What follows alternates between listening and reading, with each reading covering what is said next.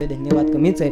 आमच्या जीवनातले बाप निघून गेलाय दादांनो. ज्याच्या जीवनातली माय निघून गेली, ज्याच्या जीवनातला बाप निघून गेला ना, त्याला मायेची आणि बापाची किंमत विचारा. कोण असतो बाप आणि कोण असते माय. आठवा जरासा आमच्या जीवनातला बाप, आठवा जराशी आमच्या जीवनातली माय. तुमच्या डोळ्यात पाणी आल्याशिवाय राहणार नाही बरं. ज्या माईने, ज्या बापाने तुम्हाला आम्हाला लहानाचं मोठं केले, हाडाचं काढं करून, रक्ताचं पाणी करून, रात्रीचा दिवस करून, ज्या माईने, ज्या बापाने तुम्हाला आम्हाला सांभाळले ना, ते मायबाप कधीतरी आमच्या डोळ्यासमोर आणून जीवन जगा. ती माय कधीतरी आपल्या डोळ्यासमोर घ्यान माणसानं जीवन जगा. तो बाप आपल्या डोळ्यासमोर कधीतरी बघा. अरे एक टाइम तो बाप उपाशी राहिला रे, पण आपल्याला एक टाइमाला पूर्ण पोट भरून जेवण दिलं. तो बाप कधीतरी आपल्या डोळ्यासमोर आठवा. अरे आयुष्यभर लोकाच्या बांधावरती कबाड कष्ट करणारी ती माय कधीतरी तुम्ही आमच्या डोळ्यासमोर बघा आणि माणसानं असं जीवन जगा. ज्याला आई वडिलाची जाण आहे ना दादांनो, एक वाक्य सांगू का, ज्याला आई वडिलाची जाण आहे ना, ज्याला माईच्या ज्याला बापाच्या कष्टाची जाण आहे ना, तो मुलगा कधीच वायाला जात नाही. फक्त आई वडिलाची कष्टाची जाण तुम्हाला मला असली पाहिजे.